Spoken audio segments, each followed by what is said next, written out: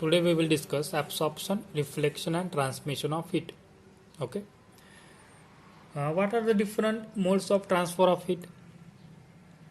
So there are three modes of transfer of heat, that is conduction,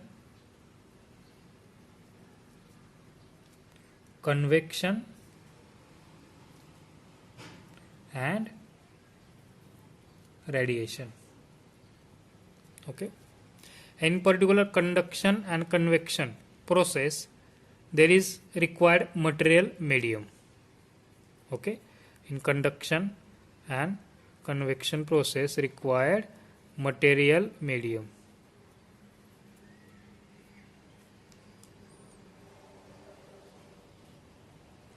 And in particular radiation process do not required material medium. Radiation process मध्ये material medium ची आवश्यकता नसते. What is mean by radiation? Radiation म्हणजे काय? So radiation म्हणजे काय? The continuous emission of heat. Radiation म्हणजे काय? Continuous emission of heat or energy from surface of body.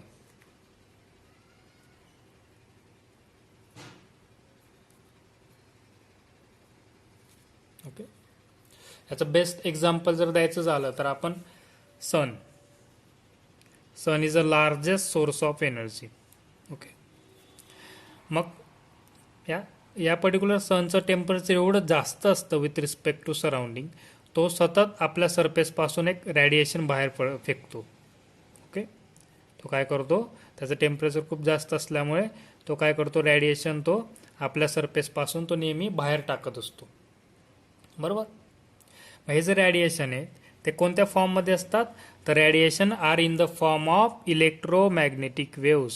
सगळ्यात महत्त्व लक्षात घ्या, radiation in the form of electromagnetic waves. and this particular electromagnetic waves can travel through vacuum. ते vacuum मधनं सुद्धा travel होतात. त्यामुळे सूर्यापासून जे काही एनर्जी मिळते ते आपल्यापर्यंत in the form of electromagnetic वेव्हच्या स्वरूपात आपल्यापर्यंत येते. बरोबर. ओके. नेक्स्ट काय करूया आपण, थर्मल रॅडिएशन. थर्मल रॅडिएशन म्हणजे काय, तर थर्मल रॅडिएशन म्हणजे काय, तर एखाद्या ऑब्जेक्टचं टेम्परेचर जर खूप जास्त असेल with respect to its surrounding, बरोबर, मग तो सतत तो सरफेस पासून एक एनर्जी इमिट करतो, त्याला आपण म्हणतो थर्मल रॅडिएशन. मग याचं जर एक्झाम्पल घेतलं, सन, ह्या पर्टिक्युलर सनचं टेम्परेचर एवढं जास्त असतं विथ रिस्पेक्ट टू सराउंडिंग, बरोबर, की तो सतत काय करतो, आपल्यापासून एक रॅडिएशन इमिट करतो, त्याला आपण म्हणूया thermal radiation. Okay. The electromagnetic radiation emitted by the bodies which are at higher temperature with respect to surrounding are known as thermal radiation. इथे डेफिनेशन लिहूया बघा थर्मल रॅडिएशनची. The electromagnetic radiation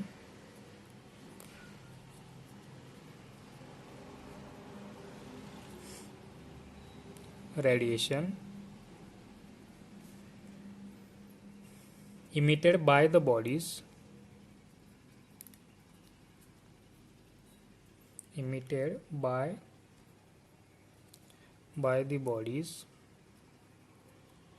which are at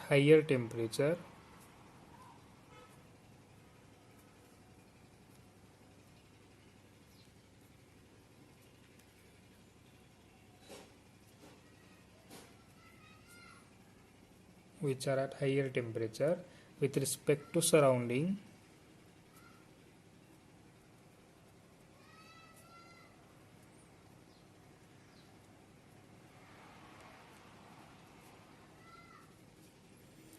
is known as thermal radiation.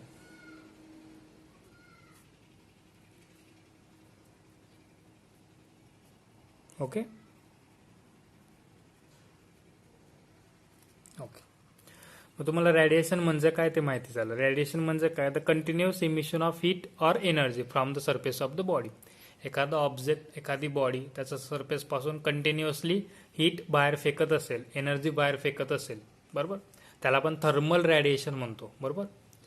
Thermal radiation हा एक शब्द फार महत्वाचा आहे, तोच या ठिकाणी यूज करायचा. थर्मल रॅडिएशन, हीट एनर्जीपेक्षा आपण काय म्हणूया, थर्मल रॅडिएशन. मग परत मी वाक्य म्हणतो बघा, एखादा ऑब्जेक्टचं टेम्परेचर खूप जास्त असेल विथ रिस्पेक्ट टू सराउंडिंग, बरोबर, मग तो ऑब्जेक्ट त्या सरफेस पासून सतत थर्मल रॅडिएशन तो बाहेर टाकत असतो. Okay. Now next, interaction of thermal radiation and matter. Interaction of thermal radiation and matter. समजा आपण एखादा सरफेस कन्सिडर करूया, असा एक सरफेस कन्सिडर करूयात आपण. ओके. आणि या सरफेसवर जर आपण थर्मल रॅडिएशन इन्सिडेंट केले, ओके, थर्मल रॅडिएशन इन्सिडेंट केल्यानंतर काय होईल, हा जो काही सरफेस आहे तो काय करेल, काही पार्ट या थर्मल रॅडिएशनचा काही पार्ट काय करेल, तो रिफ्लेक्ट करेल. स्वतः सरफेस पासून काय करतो, रिफ्लेक्ट करेल. काही पार्ट तो काय करेल, ट्रान्समिट करेल. काही पार्ट तो काय करेल, ॲब्सॉर्ब करेल. बरोबर.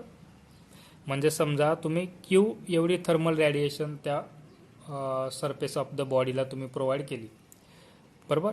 त्यातली काही थर्मल रॅडिएशन काय करतो, तो ॲब्सॉर्ब करतोय. काही पार्ट काय करतोय, तो रिफ्लेक्ट करतोय. काही काय करतोय, तो ट्रान्समिट करतोय. बरोबर. त्यामुळे या जो काय टोटल थर्मल रॅडिएशनला आपण 3 पार्टमध्ये डिवाइड करू.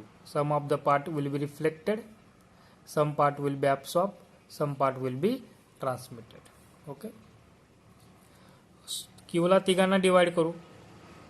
Therefore 1 is equal to Q A divide by Q plus Q R divide by Q plus Q T divide by Q. Then A is equal to Q A divide by Q. B is equal to Q R divide by Q and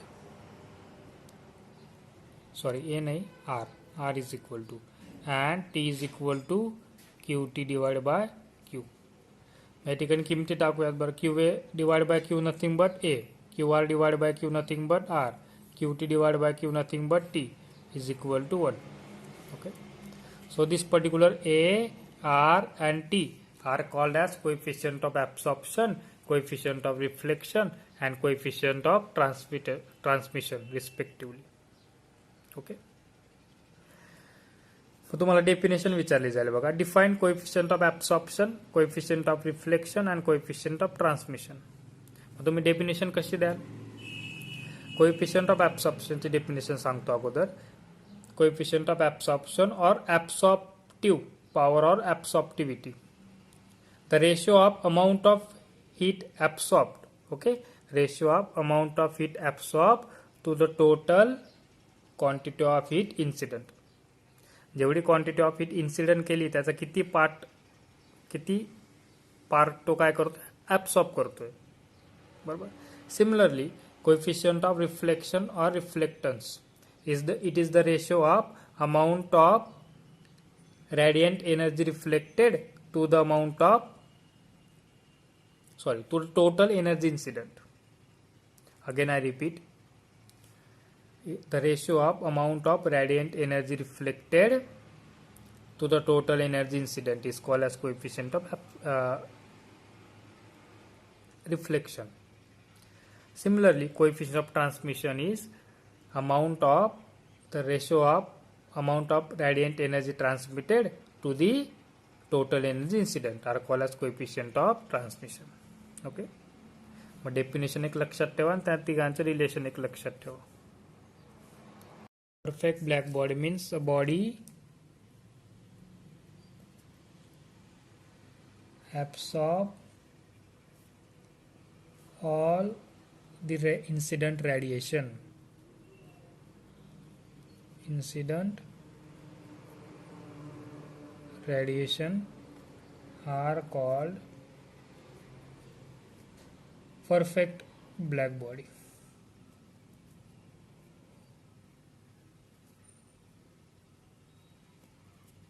Okay. Or we can say a body absorb all the incident radiation with all wavelength is called as perfect black body. So let discuss one example with one example. Consider करूयात एक iron rod consider करूयात आपण. Okay, suppose iron rod, याला आपण 1000 degree Celsius पर्यंत heat provide करू. याला जर 1000 डिग्री सेल्सिअस पर्यंत एवढी हीट या आयर्न रॉडला प्रोव्हाइड केल्यानंतर इट अपियर्स रेड. तो कसा दिसायला लागतो? Red in colour. Okay, 1000 degree Celsius एवढं टेम्परेचर त्याला प्रोव्हाइड केल्यानंतर the iron rod appears red in colour. तो का रेड दिसायला लागतो? कारण तो रेड कलरचे वेवलेंथ ऑफ रेडिएशन तो काय करतो? इमिट करतो. Okay, at 1000 degree Celsius the rod appears red. Why it appears red? Because it emit red color wavelength of radiation. तो काय करतो? Rod emits red color wavelength of radiation.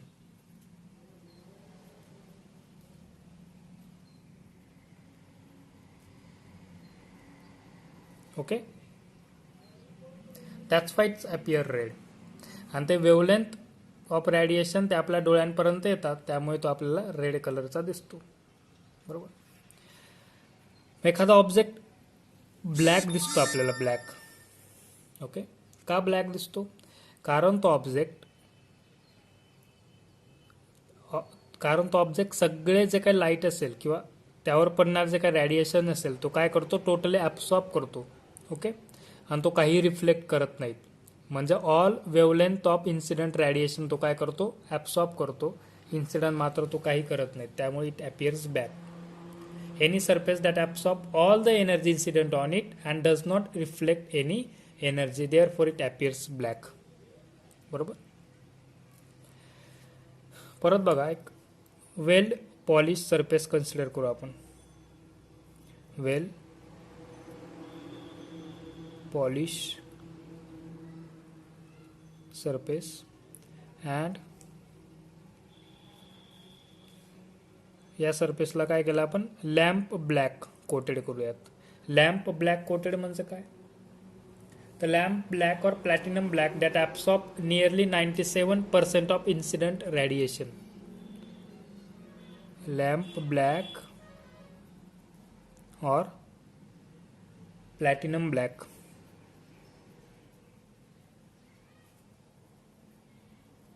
will absorb 97% of incident radiation. त्यावर पडणारे 97% of incident radiation काय करतो? Absorb करतो.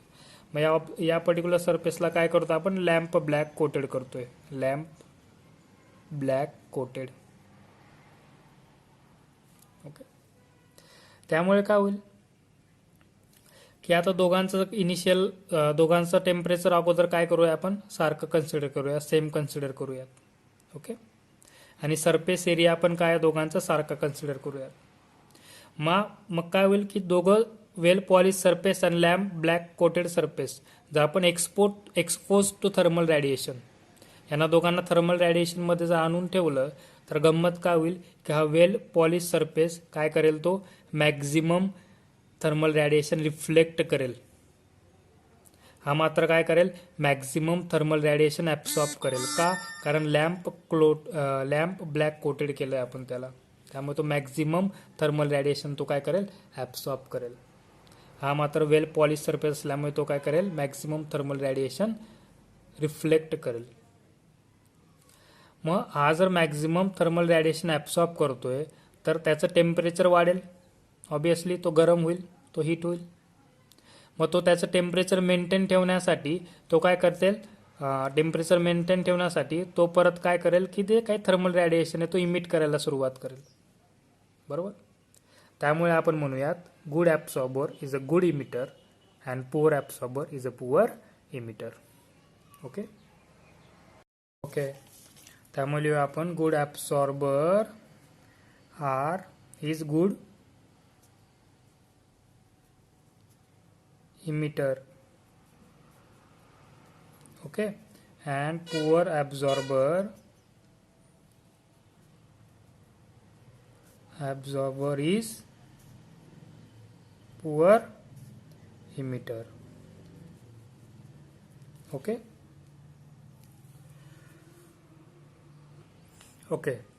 So let's consider ideal black body. Okay, याला आपण एक आयडियल ब्लॅक बॉडी म्हणूयात. ओके, सो कन्स्ट्रक्शन बघूया बरं अगोदर आपण. कन्स्ट्रक्शनमध्ये काय दिलंय, एक डबल वॉल हॉलो स्पियर दिलाय. ओके, हा wall 1 and wall 2, double wall hollow sphere with small aperture, small gap, त्याला आपण ॲपर्चर म्हणूयात. Okay, then space between the double wall hollow sphere, हा जो काय स्पेस दिलाय हा टोटली इव्हॅक्युएटेड. बरोबर, तो काय इव्हॅक्युएटेड केलाय बरं, कारण याचा जर समजा एखादा गॅस असला किंवा एअर मॉलिक्युल्स वगैरे असले तर due to convection process heat transfer होईल आतमध्ये. बरोबर, त्यामुळे आपण हा टोटली काय करतोय, इव्हॅक्युएटेड करून घेतोय, जेणेकरून due to convection there is no transfer of heat transfer व्हायला नको. ओके, हा जो बाहेरचा सरफेस आहे त्याला आपण सिल्वर पॉलिश सरफेस म्हणूयात. म्हणजे तो आपण सिल्वर पॉलिश करून घेतोय का, कारण जे काही रेडिएशन बाहेरून त्यावर इन्सिडेंट होतील ते जास्तीत जास्त रिफ्लेक्ट झाले पाहिजे, त्या ठिकाणी ते ॲब्सॉर्ब व्हायला नको. बरोबर, त्यामुळे आपण याला सिल्वर पॉलिश करून घेतोय. बरोबर, आणि हा जो काय आतला सरफेस आहे are coated with lamp black. बरोबर, का लॅम्प ब्लॅक कोटेड करून घेतोय, कारण लॅम्प ब्लॅकमुळे 97% ऑफ हीट रेडिएशन ॲब्सॉर्ब केले जातात. बरोबर, आणि याला म्हणूया आपण कोनिकल प्रोजेक्शन. ओके, अशा पद्धतीने काय असणार तुमचं कन्स्ट्रक्शनमध्ये काय, परत सांगतो, double wall hollow sphere with small aperture through which incident radiation can enter. एवढा स्मॉल दिला आहे की त्यातनं एक इन्सिडेंट रेडिएशन फक्त एंटर होईल. ओके, आणि या डबल वॉल हॉलो स्पियरचा मध्ये एक गॅप दिला आहे, तो आपण टोटली इव्हॅक्युएटेड करून घेतोय. का इव्हॅक्युएटेड केल्यामुळे काय होणार आहे, there is no transfer of heat transfer होणार नाही आतमध्ये किंवा बाहेर. बरोबर, ड्यू टू कन्व्हेक्शन. हा जो बाहेरचा सरफेस आहे तो काय वेल पॉलिश्ड करून घेतोय आपण, सिल्वर पॉलिश्ड, कारण जे काही रेडिएशन इन्सिडेंट होतील ते टोटली रिफ्लेक्ट झाले पाहिजेत. बरोबर, ॲब्सॉर्ब व्हायला नको. नंतर हा जो आतला सरफेस आहे तो काय करतो आपण कोटेड विथ लॅम्प ब्लॅक, की ज्यामुळे जे काही थर्मल रेडिएशन इन्सिडेंट होतील ते 97% ते ॲब्सॉर्ब केले जातील लॅम्प ब्लॅकमुळे. बरोबर, आणि या ठिकाणी दिला आहे कोनिकल प्रोजेक्शन. या कोनिकल प्रोजेक्शनचा उपयोग काय होतो, जे काही इन्सिडेंट रेडिएशन आहेत ते नॉर्मली इन्सिडेंट होत नाहीत. बरोबर, ते समजा ते जर नॉर्मली इन्सिडेंट झाले तर ते परत सेम पाथला अपोजिट डिरेक्शनला ते बाहेर असे पडतील या ॲपर्चर्समधनं. बरोबर, हे टोटली झालं तुमचं कन्स्ट्रक्शन. ना वर्किंग खूप सिम्पल आहे बघा. काय असणार आहे की हा जो का स्मॉल ॲपर्चर आहे त्यातनं तुमचं काही इन्सिडेंट रेडिएशन ते एंटर होतील. या पर्टिक्युलर स्मॉल ॲपर्चर्समधनं लाईट काय केला जाईल, इन्सिडेंट रेडिएशन इन्सर्ट केले जातील. Okay, and there are multiple reflection. Due to the multiple reflection, maximum amount of incident radiation will absorbed. Okay, thus the aperture behaves like a perfectly black body. Spectral distribution of black body radiation. आत्तापर्यंत आपल्याला एक लक्षात आलंय की ज्या बॉडीचं temperature greater than 0 kelvin असेल ती प्रत्येक बॉडी इलेक्ट्रोमॅग्नेटिक रेडिएशन इमिट करते. म्हणजे काही इलेक्ट्रोमॅग्नेटिक रेडिएशन असणार आहे.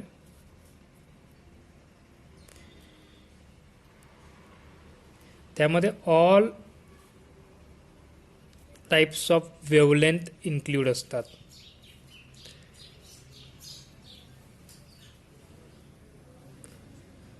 जी काय इलेक्ट्रोमॅग्नेटिक वेव्ह त्या बॉडी इमिट करतील त्यामध्ये all types of wavelength include असतात.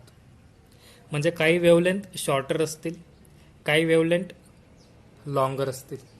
बरोबर, मग ज्या बॉडीचं टेम्परेचर लो असेल, असं कन्सिडर करूया आपण low body temperature. Low body temperature पण काय करेल, ऑब्विसली इलेक्ट्रोमॅग्नेटिक रॅडिएशन इमिट करेल, बरोबर.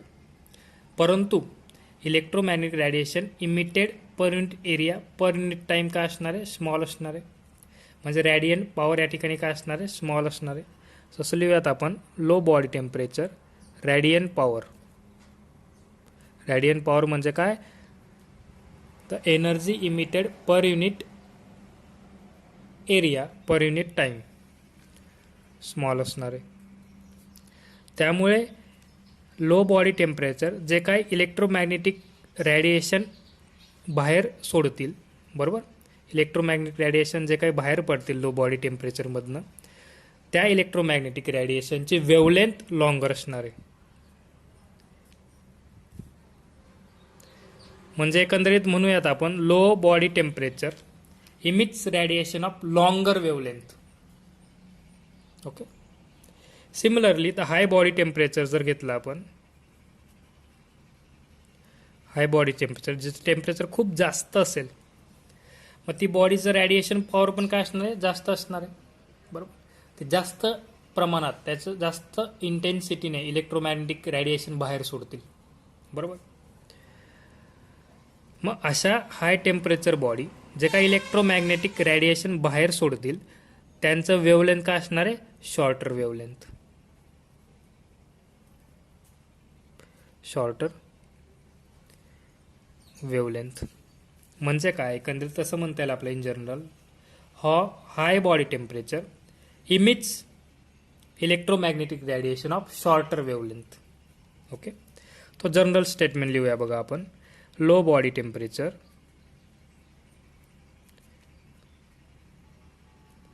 emits electromagnetic radiation with longer wavelength. ते इलेक्ट्रोमॅग्नेटिक रॅडिएशन इमिट करतात विथ लॉंगर वेवलेंथ, पण त्यांची वेवलेंथ काय असणार आहे, longer. Similarly hot body temperature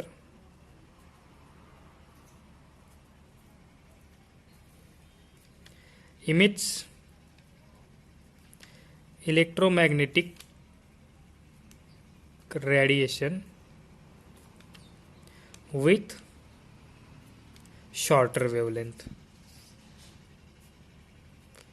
okay. आणि हे जे का हॉट बॉडी टेम्परेचर आहेत ते पर्टिक्युलर विजिबल रेंजचा दरम्यान वेवलेंथ इमिट करतात, बरोबर.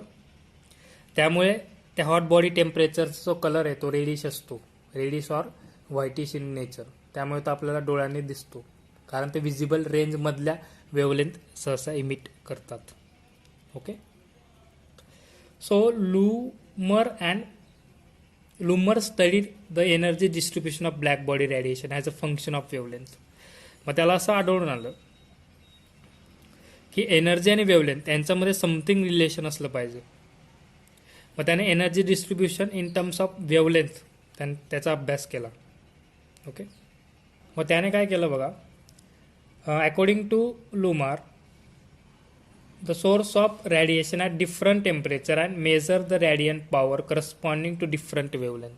एखादा ऑब्जेक्ट घेतला आणि त्या ऑब्जेक्टला डिफरंट टेम्परेचर त्याने प्रोव्हाइड केलं, आणि डिफरंट टेम्परेचर प्रोव्हाइड केल्यानंतर त्याचं करस्पॉन्डिंग वेवलेंथबद्दल तो अभ्यास करत गेला. आणि त्याला एक इंटरेस्टिंग गोष्ट मिळाली, बरोबर. ते आपण ग्राफने आता अभ्यास करूया, ग्राफचा उपयोग करून अभ्यास करूया. ओके. मग काय केलं, लूमरने काय केलं, he studied the energy distribution of black body radiation in terms of lambda or as a function of lambda. Okay. Okay. On particular Y axis radiant power, along the x-axis wavelength in nanometer. Okay. Must from experimental curve it is observed that, बरोबर, at a given temperature energy is not uniformly distributed in the spectrum. ह्या ठिकाणीचे एक energy distribution आहे uniform नाही आहे बघा. या particular इथं energy काय जास्त डिस्ट्रीब्यूट झाली आहे. इथून तुम्ही असं पुढे गेलात एनर्जी या ठिकाणी कमी कमी होत चालली आहे. इथून परत पुढे एनर्जी कमी कमी होत चालली आहे. बरोबर. परत दिस पर्टिक्युलर कर्व जर तुम्ही बघितलात या पर्टिक्युलर कर्ववर बघा या ठिकाणी एनर्जी काय अनडिस्ट्रीब्युटेड आहे. त्यामुळे पहिला पॉईंट सांगता येईल ॲट अ गिवन टेम्परेचर कोणताही पर्टिक्युलर टेम्परेचरला energy is not uniformly distributed in the spectrum. Okay. म्हणजे एनर्जी काय केली डिवाइड झाली पर्टिक्युलर वेवलेंथमध्ये. बरोबर.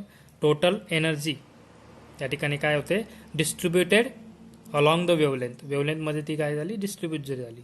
या पर्टिक्युलर वेवलेंथला एनर्जी या ठिकाणी मॅक्झिमम आहे. या पर्टिक्युलर वेवलेंथला आता कमी आहे. या पर्टिक्युलर वेवलेंथसाठी परत एनर्जी काय आहे ती कमी आहे. Okay. Next at a given temperature the radiant power emitted initially increases and increase of wavelength reaches the maximum and then decreases. The wavelength corresponding to the radiation of maximum intensity lambda max is the characteristics of temperature of radiation body. सुरुवातीला काय होतं बघा रॅडियंट energy increase होते as the wavelength increases. Okay. या particular टेम्परेचरसाठी आणि एका particular वेवलेंथला रॅडियंट energy काय आहे ती मॅक्झिमम आहे radiant power or energy. After that ती काय एनर्जी काय होते डिक्रीज होत चालली आहे ॲज वेवलेंथ इंक्रीजेस. ओके. या ठिकाणी ए पर्टिक्युलर वेवलेंथला ची एनर्जी आपल्याला मॅक्झिमम एनर्जी मिळते त्याला आपण लॅम्बडा मॅक्स म्हणतोय. Okay. The wavelength at which the radiant power is maximum or energy is maximum are called as lambda max. Lambda max म्हणजे maximum lambda नाही मॅक्झिमम वेवलेंथ नाही तर ज्या वेवलेंथला रॅडियंट पॉवर मॅक्झिमम मिळतोय त्याला आपण लॅम्बडा मॅक्स म्हणतोय. बरोबर. आता area under the curve represent the total energy emitted per unit time per unit area of the black body at all wavelength. Okay. तुम्ही हा जर एरिया या पर्टिक्युलर टेम्परेचरसाठी हा जर एरिया फाईंड केला एवढा एरिया तो काय मिळेल तुम्हाला total energy emitted per unit time per unit area by the black body at all the wavelength. कारण बघा ना या पर्टिक्युलर एनर्जी म्हणजे तुम्ही हा एवढा एरिया जर फाईंड केला समजा 4000 टेम्परेचरसाठी ही एनर्जी काय आहे तर एवढ्या वेवलेंथसाठी ती एनर्जी टोटल वेवलेंथसाठी. बरोबर. So all the wavelength. The peak of the curve shift towards the left. सगळ्यात महत्त्वाची इंटरेस्टिंग गोष्ट बघा जसं आपण टेम्परेचर वाढवतोय हा जो पीक आहे हा पीक तो शिफ्ट होतोय टुवर्ड्स द लेफ्ट. म्हणजे या पर्टिक्युलर लॅम्बडासाठी हा पीक इथं आहे समजा या पर्टिक्युलर लॅम्बडासाठी हा इथं पीक दिला आहे तुम्हाला. मग या पर्टिक्युलर लॅम्बडासाठी मॅक्झिमम एनर्जी काय असणार आहे ही. बरोबर. आणि मग काय होतं आहे प्रत्येक वेळेस जसं पीक वाढतोय जसं टेम्परेचर वाढतंय तसा पीक काय होतोय शिफ्ट होतोय टुवर्ड्स दी राईट किंवा शॉर्टर वेवलेंथ. बरोबर. असा शॉर्टर वेवलेंथ कमी होत चालली आहे तसं टेम्परेचर वाढवतोय तसं मॅक्झिमम एनर्जीची काय करस्पॉन्डिंग वेवलेंथ मिळते ती तुम्ही कमी मिळत चालली आहे. Okay. So lambda max decreases with increase in temperature. Higher the temperature radiant power or total energy emitted per unit time per unit area corresponding to all the wavelength is increases obviously. Okay. मग काही असे point तुम्हाला लक्षात घ्यायला लागतील. मी परत सांगतो बघा सगळ्यात पहिला पॉईंट काय आहे given temperature energy is not uniformly distributed. Energy uniformly distribute नाही इथं थोडी कमी आहे इकडं थोडी काय आहे ती सॉरी या पर्टिक्युलर वेवलेंथला एनर्जी मॅक्झिमम आहे परंतु जसं वेवलेंथ तुम्ही असं पुढे जाल शॉर्टर वेवलेंथकडे जाल एनर्जी कमी होत चालली आहे परत लॉंगर वेवलेंथकडे जाल परत एनर्जी काय कमी होत चालली आहे. मग युनिफॉर्म डिस्ट्रीब्युशन नाही. ओके. मग ज्या पर्टिक्युलर वेवलेंथला रॅडियंट पॉवर मॅक्झिमम आहे ते काय एनर्जी मॅक्झिमम आहे त्याला आपण म्हणूयात लॅम्बडा मॅक्स. ओके. आणि is a characteristics of the temperature. आणि परत सगळ्यात महत्त्वाचं म्हणजे जसं टेम्परेचर तुम्ही इन्क्रीज करतात तसा हा जो पीक आहे तो शिफ्ट होतोय टुवर्ड्स दी शॉर्टर वेवलेंथ. हा पीक कुठे शिफ्ट होणार आहे towards the shorter wavelength. Okay. हे काहीतरी पॉईंट मला लक्षात घ्यायला लागतील. Okay, thank you. हां, परत एक महत्त्वाची गोष्ट, तुम्ही लॅम्बडा आणि टेम्परेचर यांचं रिलेशन जर बघितलं तर आपल्याला माहिती आहे की lambda max is inversely proportional to the temperature. Okay, lambda max is inversely proportional to temperature. मग जसं टेम्परेचर वाढतंय तसा तुमचा लॅम्बडा मॅक्स म्हणजे काय की ज्या मॅक्झिमम एनर्जीला करस्पॉन्डिंग लॅम्बडा म्हणतोय आम्ही, या मॅक्झिमम एनर्जीचा करस्पॉन्डिंग लॅम्बडा तो कमी होत चाललाय. इथं मॅक्झिमम एनर्जी हा लॅम्बडा, परत टेम्परेचर वाढवलं तो लॅम्बडा हा. Lambda max is inversely proportional to 1/t. So we write t lambda max is equal to constant. यालाच आपण म्हणतो Wien displacement law. Wien displacement law, हा लॉ आपण लक्षात ठेवा. Wien displacement law. Lambda max is inversely proportional to T or T into lambda is equal to constant. Okay, समजायला असं लिहूयात बघा परत. Lambda max is equal to प्रपोर्शनलचे साईन काढून टाकूयात, त्या जागी आपण लिहूयात बी डिवाइड बाय टी. काय लिहितोय आपण? B divide by T. So lambda max into T is equal to B. बीला काय म्हणतो आपण? Wien's constant.